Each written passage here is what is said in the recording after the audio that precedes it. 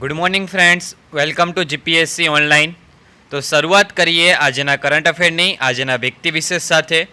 તો વ્યક્તિ વિશેષમાં છે બચેન્દ્રી પાલ. તમે અહીંયા એમને ફોટોમાં જોઈ શકો છો. તેમનો જન્મ ઉત્તરાખંડના નાકુરી ગામમાં થયો હતો.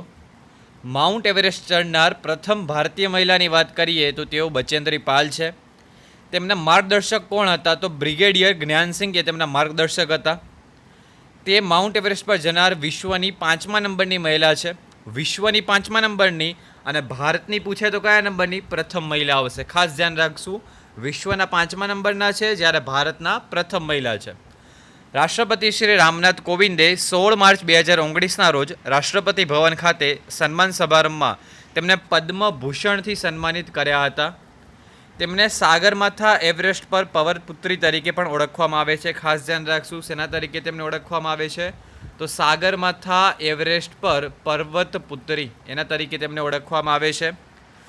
માઉન્ટ એવરેસ્ટ નેપાળમાં સાગરમાથા ખાતે છે. સંસ્કૃતમાં તેને દેવગીરી, તિબેટીમાં ચોંગમ માલુંગા કહેવામાં આવે છે. ખાસ ધ્યાન રાખશું, અલગ અલગ નામ છે માઉન્ટ એવરેસ્ટના. નેપાળમાં તેને સાગરમાથા તરીકે ઓળખવામાં આવે છે. સંસ્કૃતમાં તેને દેવગીરી તરીકે ઓળખવામાં આવે છે. જ્યારે તિબેટીમાં તેને ચોંગ માલુંગમ્મા એના તરીકે ઓળખવામાં આવે છે. તો વ્યક્તિ વિશેષમાં આપણે કોના વિશે માહિતી મેળવી? બચેન્દ્રી પાલ વિશે માહિતી મેળવી. બચેન્દ્રી પાલ એટલે કે એવા મહિલા કે માઉન્ટ એવરેસ્ટ પર ચડનાર પ્રથમ ભારતીય મહિલા અને વિશ્વના 5મા નંબરના મહિલા બન્યા છે. આ બચેન્દ્રી પાલને કયા એવોર્ડથી, મતલબ શેનાથી સન્માનિત કરવામાં આવ્યા છે? તો પદ્મભૂષણથી સન્માનિત કરવામાં આવ્યા છે. વર્ષ 2019ના પદ્મભૂષણથી તેમને સન્માનિત કરવામાં આવેલ છે. આ ઉપરાંત તેમને સેના તરીકે ઓળખવામાં આવે છે? તો સાગરમાથા એવરેસ્ટ પર પર્વતપુત્રી તેના તરીકે તેમને ઓળખવામાં આવે છે. અને તેમનો જન્મ ક્યાં થયો હતો? તો ઉત્તરાખંડના નાકુરી ગામમાં તેમનો જન્મ થયો હતો. હવે તમને એમ થાય કે પરીક્ષામાં પ્રશ્નો કઈ રીતે આવી શકે? તો અહીંયાથી કયા કયા પ્રશ્ન પૂછાઈ શકે? સૌથી પહેલો ક્વેશ્ચન, બચેન્દ્રી પાલ એ કયા રાજ્ય સાથે સંકળાયેલા છે? તો ઉત્તરાખંડ રાજ્ય સાથે સંકળાયેલા છે. પછી માઉન્ટ એવરેસ્ટ ચડનાર પ્રથમ ભારતીય મહિલાનું નામ જણાવો. તો પ્રથમ ભારતીય મહિલા કોણ આવશે? બચેન્દ્રી પાલ. માઉન્ટ એવરેસ્ટ ચડનાર પ્રથમ ભારતીય મહિલા બચેન્દ્રી પાલ છે. તેમના માર્ગદર્શકનું નામ જણાવો. તો brigadier જ્ઞાનસિંહ. Bachendri Pal mount Everest ચડનાર વિશ્વમાં કયા નંબરના મહિલા બન્યા? તો 5મા નંબરના મહિલા આવશે. તેમને શેનાથી સન્માનિત કરવામાં આવેલું છે? પદ્મશ્રી, પદ્મભૂષણ, પદ્મવિભૂષણ. તો ખાસ ધ્યાન રાખશું, 2019માં તેમને પદ્મભૂષણથી સન્માનિત કરવામાં આવેલું છે. અને તેઓ સેના તરીકે જાણીતા છે? તો સાગરમાથા એવરેસ્ટ પર પર્વતપુત્રી તરીકે તેઓ જાણીતા છે. અને માઉન્ટ એવરેસ્ટના જ અલગ અલગ નામ છે. નેપાળમાં તેને સાગરમાથા કહેવાય છે, સંસ્કૃતમાં તેને દેવગીરી કહેવાય છે, જ્યારે તિબેટીમાં તેને ચોંગ માલુંગમા તરીકે ઓળખવામાં આવે છે. પછી જોઈએ, માઉન્ટ એવરેસ્ટ દુનિયાનું સૌથી ઊંચું શિખર છે, જે હિમાલય પર્વતમાળામાં આવેલું છે અને રાજકીય રીતે નેપાળની હદમાં આવે છે. આમ જોવા જઈએ તો હિમાલય પર્વતમાળાનો ભાગ છે, પરંતુ રાજકીય રીતે, મતલબ નકશાકીય રીતે જોવા જઈએ તો તે નેપાળ દેશમાં આવેલું છે. વિશ્વમાં સૌપ્રથમ એવરેસ્ટ સર કરનાર કોણ હતા? તો એડમંડ હિલેરી અને તેન્જિંગ સેરિયા એ સૌપ્રથમ વખત તેમણે વિશ્વમાં એવરેસ્ટ સર કર્યું હતું. સૌથી વધારે એવરેસ્ટ સર કરનાર કોણ છે? તો કામી રીતા. 24 વખત તેમણે એવરેસ્ટ સર કર્યું છે. તમને એવો પ્રશ્ન થાય કે પ્રથમ ભારતીય કોણ છે? તો ભારતીય કોણ આવશે? અવતાર સિંહ ચીમા એ પ્રથમ ભારતીય છે. આ માઉન્ટ એવરેસ્ટની વાત કરીએ તો તેની ઊંચાઈ 8,848 મીટર છે. કેટલી ઊંચાઈ છે? 8,848. ક્લાસ 3 જેવી પરીક્ષાઓમાં પહેલાં આવા બહુ ક્વેશ્ચન પૂછાતા હતા કે માઉન્ટ એવરેસ્ટની ઊંચાઈ જણાવો. તો કેટલી આવશે? 8,848 મીટર એ માઉન્ટ એવરેસ્ટની ઊંચાઈ આવશે. એના વિશે આપણે બેઝિક બાબતોની જાણકારી મેળવી, જેવી કે સૌપ્રથમ એવરેસ્ટ સર કરનાર તો એડમંડ હિલેરી અને તેન્જિંગ સેરિયા. સૌથી વધારે વખત સર કરનાર તો કામી રીતા. અને માઉન્ટ એવરેસ્ટ સર કરનાર પ્રથમ ભારતીય તો અવતાર સિંહ ચીમા. તો આવી 3-4 બાબતો આપણે બેઝિક બાબતો યાદ રાખવાની રહેશે. નેક્સ્ટ જોઈએ તો દિન વિશેષ છે 24 મે. કોમનવેલ્થ દિવસ તરીકે ઉજવવામાં આવે છે. આ દિવસ પહેલાં એમ્પાયર દિવસ તરીકે ઉજવવામાં આવતો હતો. હવે તે કોમનવેલ્થ દિવસ તરીકે ઉજવવામાં આવે છે. કોમનવેલ્થ દેશો કેટલા છે? તો 53 દેશો છે. કોમનવેલ્થ દેશો એટલે કેવા દેશો? તો કે એવા દેશો કે જેના ઉપર ભૂતકાળમાં બ્રિટિશ શાસન કરી ચૂક્યું હોય. તો અત્યારે વર્તમાનમાં એવા કેટલા દેશો છે? તો 53 જેટલા દેશો છે કોમનવેલ્થના સભ્ય. તો ધેટ મીન આ 53 દેશો ઉપર બ્રિટિશ ભૂતકાળમાં શાસન કરી ગયું હશે. વર્ષ 1901માં મહારાણી વિક્ટોરિયાએ પોતાના જન્મદિવસ પર આ દિવસ વિશે વિચાર્યું હતું. તેમના મૃત્યુના 1 વર્ષ બાદ સૌપ્રથમ કોમનવેલ્થ દિવસ 1902માં મનાવવામાં આવ્યો હતો. એટલે 1902થી કોમનવેલ્થ દિવસ ઉજવવામાં આવે છે. વર્ષ 2020માં કોમનવેલ્થ દિવસની 71મી વર્ષગાંઠ છે. ખાસ ધ્યાન રાખશું ક્યારથી ઉજવવાની શરૂઆત થઈ છે. 1902થી ઉજવવાની શરૂઆત થઈ છે. કોમનવેલ્થ દેશો કેટલા છે વર્તમાન? તો 53 જેટલા દેશો છે. અને કોમનવેલ્થ દિવસ મતલબ કે એક શેની યાદ અપાવે છે? તો કોમનવેલ્થ દિવસ એની યાદ અપાવે છે કે ભાઈ આ બધા દેશો કોઈક સમયગાળામાં બ્રિટિશ હેઠળ રહી ચૂક્યા હતા, બ્રિટિશના ગુલામ હતા. એ બાબતની તમને શું કરાવે છે? સતત યાદ અપાવે છે કોમનવેલ્થ દિવસ 24 મે. નેક્સ્ટ ન્યૂઝ જોઈએ. અમેરિકાએ દેશે ઓપન સ્કાય સંધિમાંથી છૂટા પડવાની ઘોષણા કરી છે. આ સંધિમાં કેટલા દેશો છે? તો આ સંધિમાં 34 દેશોએ હસ્તાક્ષર કરેલા છે. આ સંધિ પર 1992માં હસ્તાક્ષર થયા હતા. ખાસ જોવા જેવી બાબત એ છે કે ભારત આ સંધિનો સભ્ય દેશ નથી. આ સંધિ શા માટે કરવામાં આવી છે? તો કે આ સંધિમાં દેશો એકબીજાના હવાઈ માર્ગોથી એકબીજાના દેશોમાં સૈન્ય ગતિવિધિઓ પર નજર રાખે છે.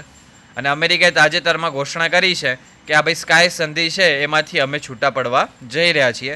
34 દેશો આ સંધિમાં જોડાયેલા છે. ખાસ જોવા જેવી બાબત, ભારત સભ્ય દેશમાં નહીં આવે.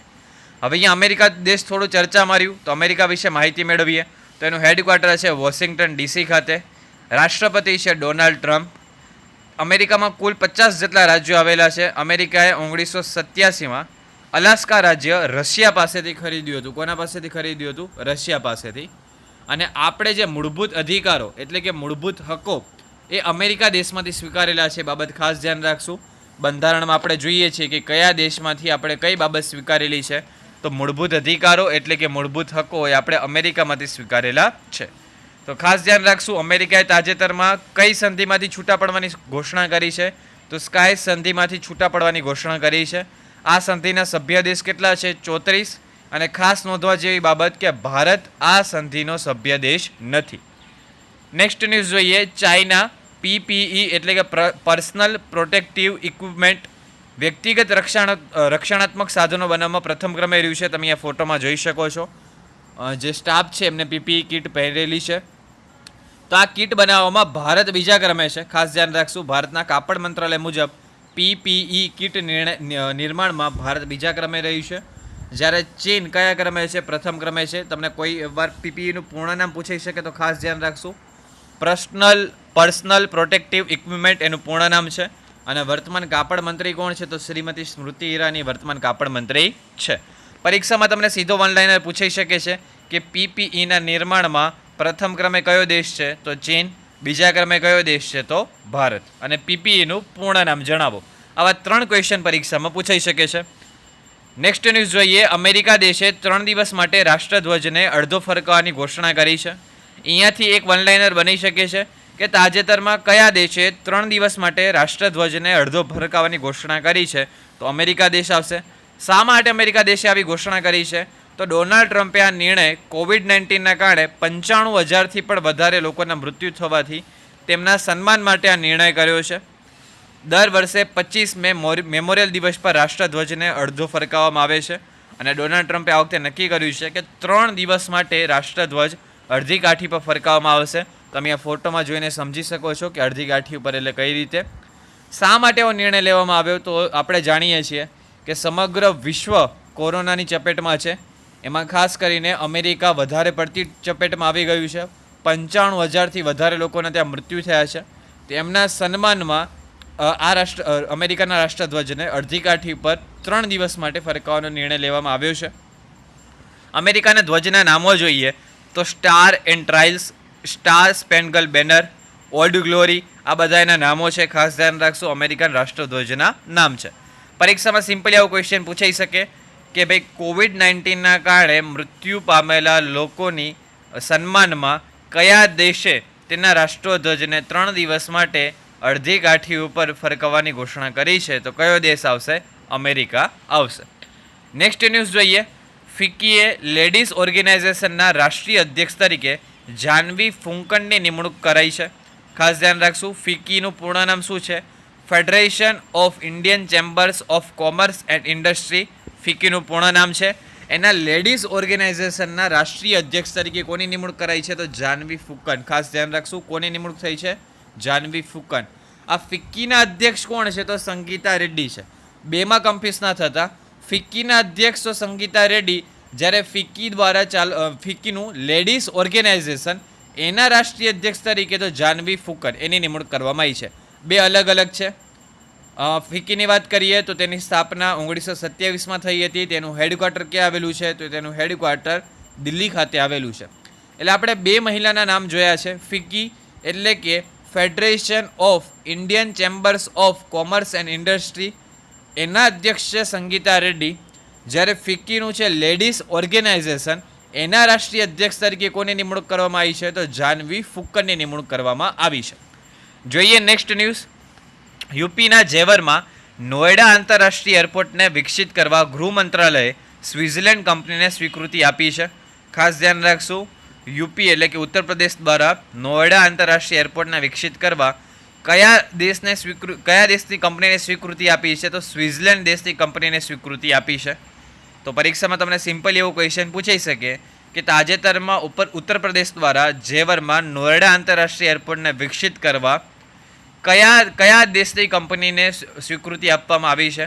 તો સ્વિટ્ઝરલેન્ડ દેશની કંપનીને સ્વીકૃતિ આપવામાં આવી છે.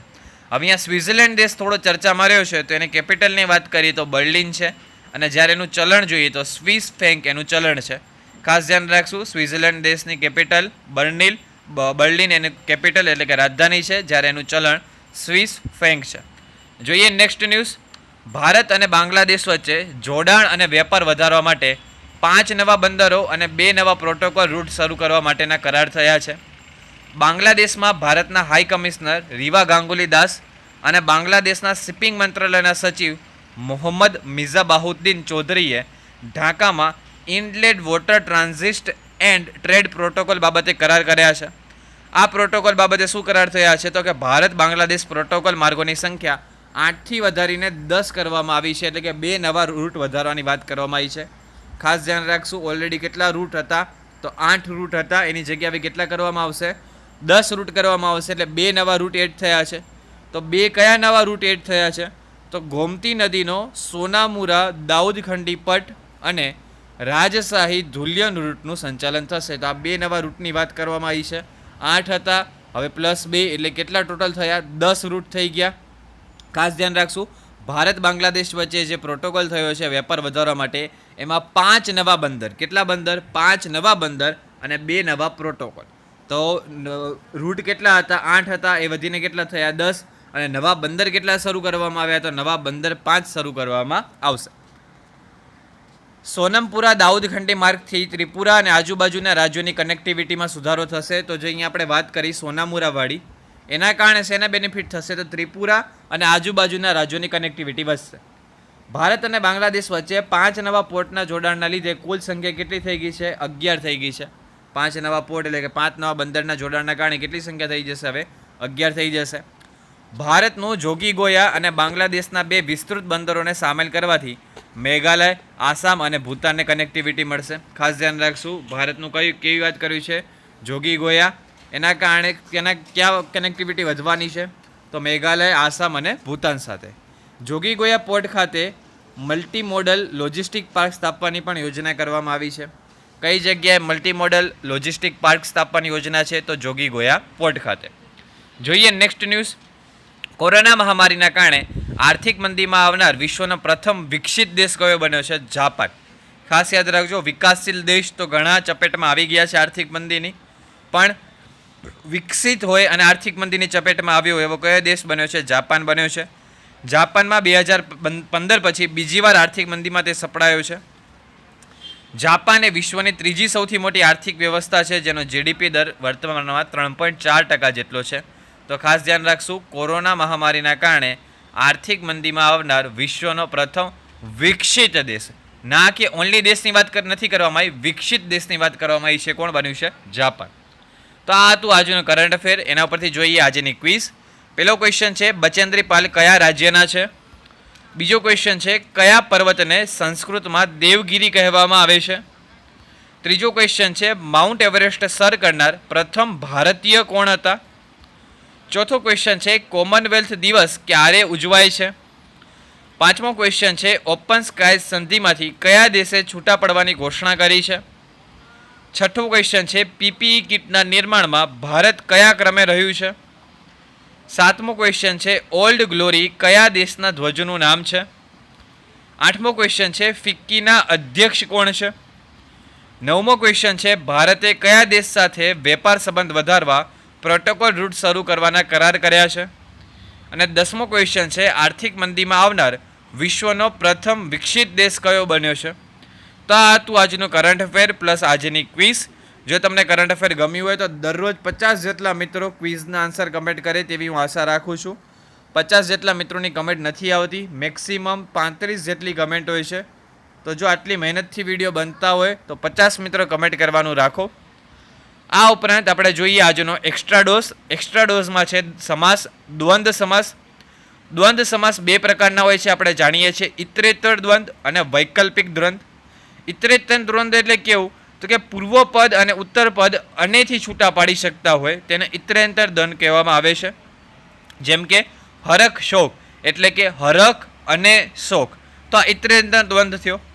જે સમાજનો વિગ્રહ પૂર્વ પદ અને ઉત્તર પદ વચ્ચે અથવા તો કે, આ બે પ્રકારના શબ્દ હોય, અથવા કે, તો એને કેવું કહેવાય? વૈકલ્પિક દ્વંદ્વ. જેમ કે હાર કે જીત, બે કે ચાર, બે અથવા ચાર, એ પ્રમાણેનો પ્રશ્ન મતલબ છૂટું પડતું હોય સમાસ, વિગ્રહ થતો હોય એનો, તો એને કેવો કહેવાય છે? વૈકલ્પિક દ્વંદ્વ. તો તમે અહીંયા એક્ઝામ્પલ જોઈ શકો છો, ધીમે ધીમે, 5 6, ભાઈ બહેન. જો ભાઈ બહેન તો ભાઈ અને બહેન, તો કેવો થયો? ઇતરેતર દ્વંદ્વ થયો. પછી 5 6 તો 5 કે 6, તો કેવો થયો? વૈકલ્પિક દ્વંદ્વ થયો. તો અહીંયા એક્ઝામ્પલ સાથે તમે સમજી શકો છો. તો આ થયું આપણું એક્સ્ટ્રા ડોઝ. આ ઉપરાંત જો તમે ડેઇલી 50 માર્કની મોક ટેસ્ટ આપવા માગો છો તો ટેલિગ્રામમાં જઈને આ રીતે ક્વિઝ 2020 સર્ચ કરશો તો તમને એક આવું ગ્રુપ જોવા મળશે. એમાં જોઈન થઈને તમે ડેઇલી 50 માર્કની મોક ટેસ્ટ ફ્રીમાં આપી શકો છો. મળશું નવા વિડીયો સાથે. ત્યાં સુધી સૌ મિત્રોને જય હિન્દ, જય ભારત.